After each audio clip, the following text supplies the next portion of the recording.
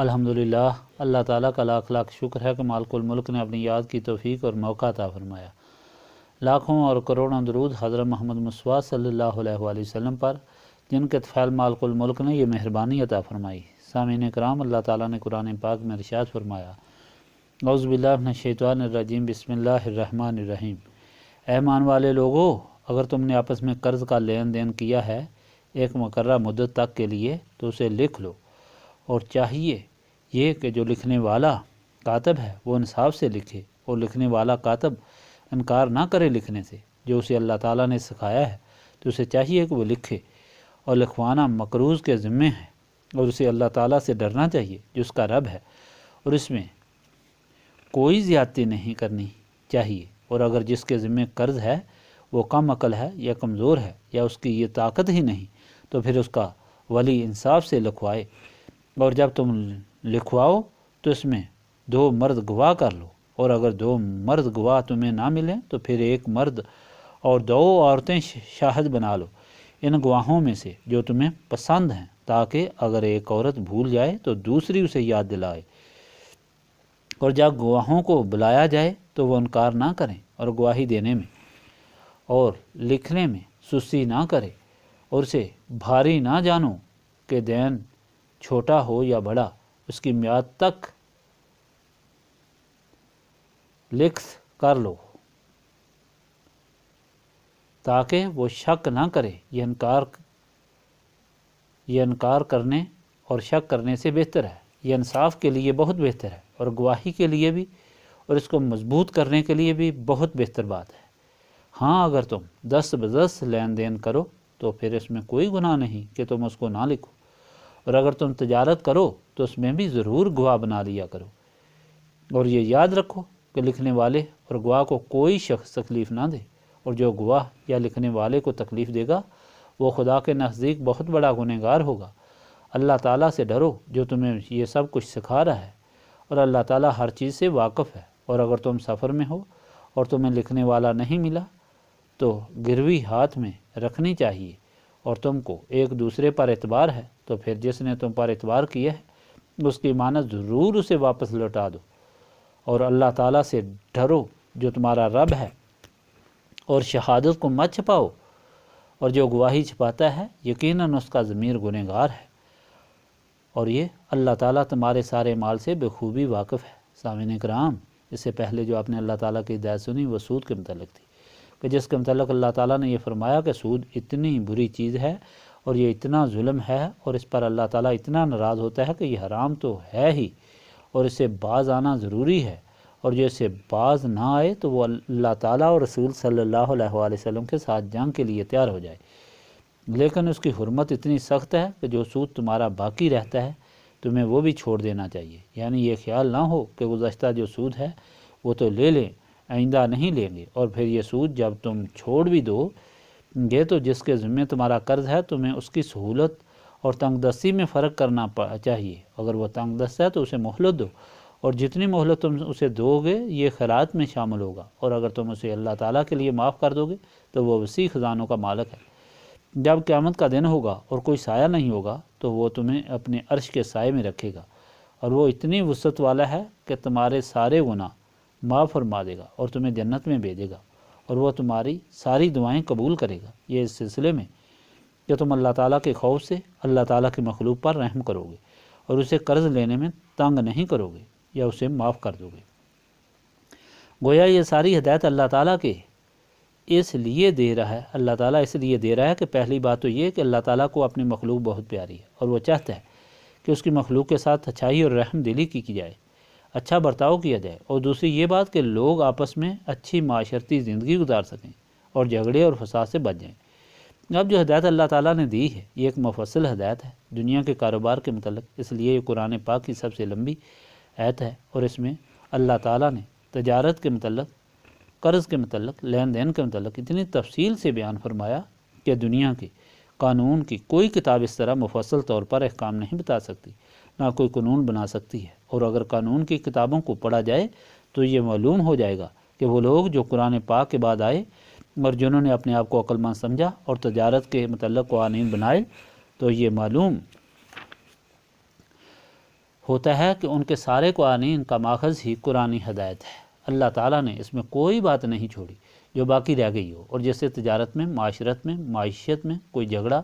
یا کوئی نقصان، کوئی سختی یا کوئی ناراضگی ہو سکے۔ یہ فرمایا گیا کہ اگر کسی کو تکلیف ہے تو قرض دینا بہت بڑا ثواب ہے، لیکن قرض لینے والا تحریر لکھ کر دے، اور لکھتے وقت بھی وہ ایسی تحریر لکھ کر دے جس سے دینے والے کو کوئی نقصان نہ ہو۔ اور پھر اس میں یہ بھی بتایا گیا کہ اس میں گواہ کرو، اور یہ بھی بتایا گیا کہ لکھنے والا بھی انصاف سے لکھے اور وہ انکار بھی نہ کرے۔ پھر یہ حکم ہوا کہ جو کمزور، کم عقل اور فاتر العقل ہے اس کا ولی اس کی طرف سے لکھوائے، اور پھر اس کو بھی ہدایت کی گئی کہ وہ بھی انصاف سے کام لے، کوئی زیادتی نہ کرے کسی کے اثر و رسوخ یا رشوت یا لالچ کی وجہ سے۔ یا پھر بھی فرمایا گیا کہ تم گواہ کرو، فرمایا گیا کہ 2 گواہ کرو تاکہ اگر ایک غلط ہو جائے تو دوسرا صحیح ہو۔ اور پھر یہ بھی فرمایا گیا اگر گواہ بھی 2 نہ ملیں تو 2 عورتیں ایک آدمی کی جگہ رکھ لو۔ اور یہ فرمایا کہ اگر ایک عورت بھول جائے تو دوسری اس کو یاد رکھے۔ یعنی یہ بھی بتا دیا گیا کہ عورتیں چونکہ کم عقل ہوتی ہیں اور جلد ہی بھول جاتی ہیں، حافظہ ان کا کمزور ہوتا ہے، تو بعد میں یہ نقصان نہ ہو جائے۔ اور پھر یہ بھی ان کو فرمایا گیا کہ گواہ تم ان کو رکھو جن کو تم پسند کرتے ہو، جن کے متعلق تمہیں یقین ہے کہ یہ انصاف والے ہیں۔ اور پھر یہ بھی فرمایا گیا کہ جب بھی گواہ کو بلایا جائے تو وہ فوراً حاضر ہو۔ اور یہ بھی فرمایا گیا کہ جب بھی کوئی یہ تحریر لکھائی جائے تو لکھنے والا سستی نہ کرے اور اس میں سب کچھ لکھے، اور اس کی میعاد بھی باقاعدہ اس میں لکھے۔ اور پھر ساتھ یہ ہدایت دی گئی کہ یہ ساری باتیں تم کو اس لیے بتائی گئی ہیں کہ انصاف کا تقاضا کرتی ہیں، اگر ایسا کرو گے تو پھر انصاف ہاتھ سے نہیں جائے گا، اور کوئی آدمی لینے یا دینے والا یا لکھنے والا یا گواہ بے انصافی نہیں کر سکے گا، ہر آدمی انصاف کا پابند ہوگا۔ اور پھر یہ فرمایا کہ دیکھو ایسا بھی ہو سکتا ہے تم ایسا لین دین کرو جو زبانی ہو اور حاضر ہو کر تھوڑی دیر کے لیے ہو، تو اس کے لیے بار بار لکھنا بھی مشکل کام ہے، تو کوئی بات نہیں، اگر ایسی بات ہے لین دین کی تو تم زبانی کر لو، تمہارے اوپر گناہ نہیں ہے۔ اور اگر وہ حاضر طور پر ہے، پھر فرمایا کہ اگر تم تجارت کرتے ہو، قرض بھی ایک قسم کا لین دین ہے، تجارت ہے، اور اگر تجارت کرتے ہو تو اس کے لیے بھی ایک گواہ بناؤ، کیونکہ اس میں بھی لین دین ہوتا ہے۔ لہذا سود کے متعلق، میعاد کے متعلق، تمام چیزوں کے متعلق خیال رکھو۔ اور پھر فرمایا گیا کہ کوئی شخص یہ نہ کرے کہ وہ جو لکھنے والے، کاتب اور گواہی دینے والے آدمی، ان کو اپنے زور سے، اپنے پیسے سے، لالچ سے ڈرائے، دھمکائے یا تکلیف دے۔ کوئی شخص اگر اس طرح کرے گا، انصاف کے راستے میں رکاوٹ بنے گا، تو وہ اللہ تعالیٰ کے نزدیک بہت بڑا گنہگار ہوگا، بہت بڑی سزا کا حقدار ہوگا۔ اللہ تعالیٰ فرماتا ہے کہ اللہ تعالیٰ سے ڈرو جو تمہیں یہ ساری باتیں بتا رہا ہے، وہ سب چیزوں سے واقف بھی ہے۔ ایسا نہ سمجھو کہ اللہ تعالیٰ کو معلوم نہیں ہے، ایسا خیال مت کرو کہ تم جو مرضی کرو، چپکے سے گواہ کو ڈرا دو یا لکھنے والے کو ڈراؤ اور تم بولو کہ میں اسی طرح کرتا ہوں۔ نہیں، ایسی بات نہیں ہے۔ جو یہ سارا تم کو سبق دے رہا ہے وہ تم سب پر نگرانی بھی فرما رہا ہے، اور ہر چیز اس کے سامنے ہے، وہ دیکھ رہا ہے۔ اور پھر انسان کی آسانی کے لیے ایک اور بات بھی بتا دی تاکہ کچھ باقی نہ رہے کہ اگر انسان سفر میں اور وہاں لکھنے والا ہی کوئی نہیں، لیکن جو وہ 2 آپس میں لین دین کرتے ہیں ان کو آپس میں اعتبار ہے، تو ان کو اجازت ہے کہ بے شک کر لیں، لیکن جس پر اعتبار کیا جائے اس کو اعتبار پورا کرنا چاہیے کہ اس کی امانت ضرور واپس کرنی چاہیے۔ یہ صرف دینے والے کے ذمے ساری باتیں نہیں ہیں، بلکہ جو لینے والا ہے اس کے ذمے بھی بات ہے کہ وہ قرض کو، یعنی اس کی امانت کو فوراً وقت پر واپس دے دے۔ وہ اللہ تعالیٰ سے ڈرے اور اس کا خوف اس کے دل میں ہونا چاہیے۔ اور فرمایا گیا کہ یاد رکھو، خبردار گواہی مت چھپاؤ۔ جو شخص جانتا ہے گواہ ہے اور اسے پتہ ہے کہ یہ بات اس طرح ہے، تو وہ کسی کے ڈر سے، کسی کے خوف سے، کسی کے لالچ سے، کسی کے کہنے پر اگر کوئی گواہی چھپائے گا تو پھر اس کا دل بیمار تو ہے ہی، لیکن ہمیشہ کے لیے بیمار رہے گا، اس کا ضمیر ہمیشہ کے لیے اسے ملامت کرے گا اور اس سزا کا حقدار ہوگا، اس لیے کہ اللہ تعالیٰ تمہارے سارے اعمال سے باخبر ہے۔ اتنی مفصل ہدایت جو اللہ تعالیٰ نے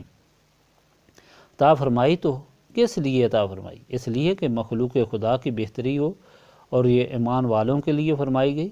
وہ لوگ جو ایمان لے آئے ہیں، جو اسلامی معاشرے میں ہیں، ان کا آپس میں کسی مقام پر جھگڑا نہیں ہونا چاہیے، اور کسی کو کسی کے ہاتھ سے تکلیف نہیں ہونی چاہیے، کسی کو کسی کے ہاتھ سے دھوکہ نہیں ہونا چاہیے اور تکلیف نہیں پہنچنی چاہیے۔ نبی پاک صلی اللہ علیہ وآلہ وسلم کا ارشاد پاک ہے کہ مومن اس طرح ہیں جس طرح ایک دیوار کی اینٹیں ہوتی ہیں، جس طرح ایک اینٹ نکال دی جائے تو دیوار کو نقصان پہنچتا ہے، اس طرح مومن کو الگ کرنے سے پورے معاشرے کو نقصان پہنچتا ہے۔ یا مومن اس طرح ہے کہ جس طرح انسان کی آنکھ ہوتی ہے، اگر آنکھ کو دکھ پہنچے تو درد ہو تو سارا بدن کو درد ہوتا ہے، اس طرح ایک مومن کو تکلیف پہنچنے سے سارے مومنین کو درد ہونا چاہیے۔ اور یہ ایک ایسا جنت نظیر معاشرہ اللہ تعالیٰ سکھا رہا ہے اپنی مہربانی اور کرم نوازی سے، لیکن اس تمام معاشرے کو جنت نظیر بنانے کے لیے اللہ تعالیٰ کے حکم اور ہدایت کے مطابق یہ ضروری بات ہے کہ انسان قرآن پاک کو سمجھے اور اس کے حکم کے مطابق عمل کرے۔ سب سے پہلی بات تو یہ ہے کہ ہم سب دیکھتے ہیں کہ وہ قرآن پاک جس میں تمام ہدایت ہے اور مکمل ہدایت ہے، اور دنیا کے کسی قانون اور کسی ہدایت کو اگر ہم دیکھتے ہیں تو ہمیں یہ معلوم ہوتا ہے کہ قرآن پاک ہی اس کا ماخذ ہے اور اسی سے یہ لی گئی ہے، اور اس کو پڑھنے والے آج کل دنیا میں کیا کہلاتے ہیں؟ کم عقل، کمزور، اور ان کی کوئی عزت نہیں۔ اس کی وجہ کیا ہے؟ ہونا تو یہ چاہیے کہ جو قرآن پاک کو سمجھ گیا اور جس نے قرآن پاک پڑھا ہے وہ تو ساری یونیورسٹیوں کے جو طالب علم ہیں ان کا استاد ہو، اور اس کی ایک ایک بات ہر ایک کے لیے سبق اور ہدایت ہو، مگر ایسا نہیں ہے۔ دیکھنے میں یہ آتا ہے کہ جو قرآن پاک کے طالب علم ہیں، مدرسوں اور مسجدوں میں پڑھنے والے ہیں، وہ سب سے زیادہ کم عقل معلوم ہوتے ہیں، اور ان کی عزت لوگوں کے دلوں میں نہیں۔ وجہ صرف یہ ہے کہ وہی لوگ قرآن پاک کو سمجھ سکتے ہیں، اور وہی لوگ قرآن پاک کے مطابق عمل کرتے ہیں جن کے دل و دماغ روشن ہوتے ہیں، جن کے اندر نور ہوتا ہے۔ اگر قرآن پاک کو نور کے بغیر پڑھا جائے تو جن کے دلوں کے اندر سیاہی کے پردے ہوتے ہیں اور جن کے دل و دماغ پر شیطان نے قبضہ کیا ہوا ہوتا ہے، جب وہ قرآن پاک کو پڑھتے ہیں تو بجائے ہدایت حاصل کرنے کے الٹا گمراہ ہو جاتے ہیں۔ یضل بہ کثیرا ویہدی بہ کثیرا، گمراہ کرتا ہے اللہ تعالیٰ اس مثال سے بہتروں کو اور ہدایت کرتا ہے اس سے بہتروں کو۔ قرآن پاک نے پہلے ہی فرمایا ہے کہ قرآن پاک پڑھنے سے ہی بعض لوگ گمراہ ہو جاتے ہیں اور بعض ہدایت حاصل کرتے ہیں۔ گمراہ وہی ہوتے ہیں جن کے دل و دماغ پر شیطان چھایا ہوا ہوتا ہے اور سیاہی کے پردے ہوتے ہیں۔ جن کے دل و دماغ سے سیاہی دور ہو جاتی ہے، جن کے دل و دماغ میں نور ہوتا ہے، وہ گمراہ نہیں ہوتے۔ وہ تو قرآن پاک کے فیض و برکات سے اس طرح مستفید ہوتے ہیں کہ ان اسرار و رموز الہی کا خزانہ ہوتے ہیں۔ ان کی ایک ایک بات لوگوں کے لیے ہدایت ہوتی ہے جو اس پر عمل کرتا ہے، اس کے لیے دنیا اور آخرت دونوں جہانوں میں نجات ہوتی ہے۔ اور جو ایسے لوگ ہوتے ہیں جو اللہ تعالیٰ اور رسول پاک صلی اللہ علیہ وآلہ وسلم کا حکم ماننے والے، ایسی تابعداری کرنے والے اور ایسی اطاعت کرنے والے ہوتے ہیں، ہر چیز ان کی مدد کرتی ہے، ان کو کسی مقام پر کوئی نقصان نہیں پہنچ سکتا۔ ان کی عقل کا تو یہ حال ہوتا ہے کہ وہ روشن ہوتی ہے، دل روشن ہوتا ہے، اور وہ کسی جگہ اور کہیں بھی گمراہ نہیں ہو سکتے۔ لیکن اس کے علاوہ دنیاوی معاملات ہوں یا آخرت کے معاملات ہوں، ان میں ہر چیز ان کی مددگار اور ہر چیز ان کی معاون ہوتی ہے، خواہ وہ ہوا ہے، خواہ وہ پتھر ہے، خواہ وہ شجر ہے، ہر چیز ان کی غلام، ان کی تابعدار اور ان کی مدد کے لیے ہوتی ہے۔ ان کو پتہ چلے یا نہ چلے، ہر چیز ان کی مدد کرتی ہے، کیونکہ ہر چیز کو یہ علم ہوتا ہے، یہ اس سے تعلق رکھنے والے ہیں، اس کے تابعدار ہیں، جو سب کا خالق ہے، جس کی سلطنت ہر جگہ ہے اور جس سے کوئی چیز چھپی ہوئی نہیں، اور ہر چیز جس کے سامنے ہے۔ نبی پاک صلی اللہ علیہ وآلہ وسلم کی حدیث پاک ہے کہ دو دوست تھے اور دونوں مومن تھے، تو ایک دوست کو قرض لینے کی ضرورت پڑ گئی تو اس نے دوسرے کو کہا کہ مجھے 1000 دینار چاہیے۔ اس نے کہا کہ کوئی گواہ لاؤ۔ اس نے کہا کہ میرا تو اللہ تعالیٰ گواہ ہے۔ اس نے کہا کہ کوئی ضامن لے آؤ۔ اس نے کہا کہ میرا ضامن بھی اللہ تعالیٰ ہے۔ تو اس نے کہا کہ تو نے سچ کہا ہے، اللہ تعالیٰ سے بڑا نہ کوئی گواہ ہے اور نہ کوئی ضامن ہے، اور یہ لو۔ اور اس نے کہا کہ فلاں مدت کے بعد میں تم کو واپس دے دوں گا۔ وہ اپنے گاؤں میں واپس آ گیا اور دوسرا اپنے گاؤں میں چلا گیا، درمیان میں دریا تھا۔ جب میعاد پوری ہوئی تو وہ آدمی 1000 دینار لے کر دریا کے کنارے آیا کہ وہ وہاں جائے، لیکن دریا طغیانی میں تھا اور پانی تیز تھا اور نہ جا سکا۔ بڑا پریشان ہو گیا کہ الہی، میں نے اسے وعدہ کیا ہوا ہے، یہ رقم میں نے اسے کس طرح پہنچاؤں، میں تو جھوٹا ہو جاؤں گا۔ وہ کھڑے کھڑے سوچ رہا تھا کہ اس نے ایک لکڑی لی اور اس میں ایک سوراخ کیا، سوراخ کر کے وہ دینار اس میں ڈال دیے اور اس کو اوپر سے بند کیا اور اس میں ایک خط ڈال دیا کہ میں اپنی رقم وقت معینہ پر واپس کرنے کے لیے لے آیا تھا، لیکن دریا کی طغیانی اتنے زور پر تھی کہ میں اس کو عبور نہ کر سکا۔ لہٰذا اللہ تعالیٰ کے بھروسے پر کہ جس کے نام پر میں نے وعدہ کیا تھا، میں یہ رقم اس میں تمہارے لیے ڈال کر یہ لکڑی پھینک رہا ہوں۔ لکڑی پھینک کر وہ چلا گیا۔ دوسرا جو قرض لینے والا تھا، اس کو معلوم تھا کہ آج میرا قرض واپس آئے گا۔ وہ قرض لینے کے لیے دریا کے کنارے آ گیا۔ کیا وہ آدمی آئے گا اور مجھے قرض دے گا؟ انتظار کرتا رہا، وہ نہ آیا۔ پھر اسے یقین ہو گیا کہ طغیانی سے پانی بہت زیادہ ہے، اس لیے وہ نہیں آیا۔ جب وہ واپس جانے لگا تو اس نے دیکھا کہ ایک لکڑی پڑی ہوئی ہے۔ اس نے کہا کہ چلو یہ لے جاتا ہوں، اس کو جلاؤں گا۔ لکڑی گھر لے گیا۔ گھر جا کر اس نے اس لکڑی کو جلانے کے لیے چیرا تو اس سے وہ ساری اشرفیاں باہر نکل آئیں اور اس کا خط بھی نکل آیا۔ خط اس نے پڑھا، خدا کا شکر ادا کیا، اس کے لیے دعا کی، خاموش ہو گیا۔ کچھ عرصے بعد جب طغیانی ختم ہوئی تو وہ شخص جس نے قرض لیا ہوا تھا وہ دوبارہ 1000 دینار لے کر اس کے پاس آیا اور کہا کہ میں بہت شرمندہ ہوں کہ میں تمہارا قرض بر وقت ادا نہیں کر سکا۔ اس نے یہ بھی نہیں کہا کہ میں نے اس طرح دینار پھینکے تھے۔ اس نے کہا یہ لو، یہ تمہارا 1000 دینار ہے اور تم واپس لے لو۔ اس نے کہا تمہیں مبارک ہو، اللہ تعالیٰ نے وہ میرے پاس پہنچا دیے تھے اور وہ تمہارا خط بھی مل گیا تھا۔ یہ صحیح حدیث ہے، رسول پاک صلی اللہ علیہ وآلہ وسلم کی جو تمام حدیث کی کتابوں میں موجود ہے۔ ثابت یہ ہوا کہ جو شخص اللہ تعالیٰ پر بھروسہ کرتا ہے، اللہ تعالیٰ سے تعلق رکھتا ہے، اسے کسی صورت میں کسی جگہ میں کوئی نقصان نہیں ہو سکتا۔ بات صرف یہ ہوتی ہے کہ اسی کو نقصان ہوتا ہے جس کا دماغ کمزور ہوتا ہے، عقل کمزور ہوتی ہے، ایمان کمزور ہوتا ہے اور جس کا تعلق اللہ تعالیٰ سے نہیں ہوتا بلکہ خواہشات نفسانی سے ہوتا ہے۔ اس لیے ضرورت اس بات کی ہے کہ انسان اپنا تعلق اللہ تعالیٰ سے صحیح قائم کرے اور اس کا توکل صحیح اور درست ہو کہ کسی مقام پر بھی کوئی ڈر، خوف، لالچ اسے اللہ تعالیٰ کے احکام سے دور نہ کر سکے۔ اور یہ چیز اسی شخص کو نصیب ہوتی ہے کہ جس کے دل و دماغ روشن ہوتے ہیں، جس طرح میں نے بتایا کہ دل و دماغ اللہ تعالیٰ کے نور سے روشن ہوتے ہیں، اور یہ وہ نور ہے جسے نبی پاک صلی اللہ علیہ وآلہ وسلم اللہ تعالیٰ سے لے کر مخلوق خدا کے لیے آئے۔ اس لیے اس نور کو لینے کے لیے حضور پاک صلی اللہ علیہ وآلہ وسلم کی غلامی اور حضور پاک صلی اللہ علیہ وآلہ وسلم کی نسبت ضروری ہے۔ معلوم یہ ہوا کہ نسبت رسولی صلی اللہ علیہ وآلہ وسلم ہی وہ چیز ہے جو انسان کو معاشرے میں بھی ایک اچھا انسان بناتی ہے اور آخرت میں بھی، دنیا میں بھی اور دین میں بھی اچھا بناتی ہے۔ اور جو شخص نسبت رسولی صلی اللہ علیہ وآلہ وسلم نہیں رکھتا وہ شخص قابل اعتبار بھی نہیں، قابل اعتماد بھی نہیں، اور ہر وقت وہ خطرے میں ہے، خواہ وہ ایمان کا خطرہ ہے یا دولت کا خطرہ ہے یا عزت کا خطرہ ہے۔ ہر غم اور ڈر سے وہی محفوظ ہے جو نبی پاک صلی اللہ علیہ وآلہ وسلم کی غلامی میں ہے اور نبی پاک صلی اللہ علیہ وآلہ وسلم کی نسبت رکھتا ہے۔ یہی وجہ ہے کہ یہاں نسبت رسولی صلی اللہ علیہ وآلہ وسلم پر زور دیا جاتا ہے کہ وہ سارے لوگ جو ہمارے پاس مختلف اوقات میں آتے ہیں وہ اس لیے آتے ہیں کہ دنیاوی مصیبتوں میں مبتلا ہوتے ہیں یا انہیں اپنی دینی منازل میں رکاوٹ ہوتی ہے، تو انہیں یہاں بٹھا کر اس کثرت سے اللہ تعالیٰ کی یاد کرائی جاتی ہے کہ شیطان نے ان کے نفس کو قابو کر کے ان کے اندر جو سیاہی پیدا کی ہوتی ہے وہ دور ہو جائے، اور اس طرح انہیں نسبت رسولی صلی اللہ علیہ وآلہ وسلم حاصل ہو، اس طرح ان کے دل و دماغ روشن ہو اور دونوں جہانوں کے غموں سے انہیں نجات حاصل ہو جائے اور دونوں جہانوں کی خوشیاں انہیں حاصل ہوں۔ اس لیے اس محفل میں بیٹھے ہوئے یہی مدعا سامنے رکھنا چاہیے اور اسی طرح اللہ تعالیٰ پر یقین اور بھروسہ کر کے اس کی یاد کرنی چاہیے تاکہ اس محفل کے فیض و برکات سے کما حقہ مستفید ہو سکیں۔ اللہم صلی علی سیدنا محمد وعلی آلہ وصحبہ صلاۃ تکون لنا امان من کل خوف لا الہ الا انت سبحانک انی کنت من الظالمین۔ ربنا آتنا فی الدنیا حسنۃ وفی الآخرۃ حسنۃ وقنا عذاب النار۔ استغفر اللہ العظیم الذی لا الہ الا هو الحی القیوم واتوب الیہ۔ استغفر اللہ العظیم الذی لا الہ الا هو الحی القیوم واتوب الیہ۔ استغفر اللہ العظیم الذی لا الہ الا هو الحی القیوم واتوب الیہ۔ ربنا تقبل منا انک انت السمیع العلیم وتب علینا انک انت التواب الرحیم۔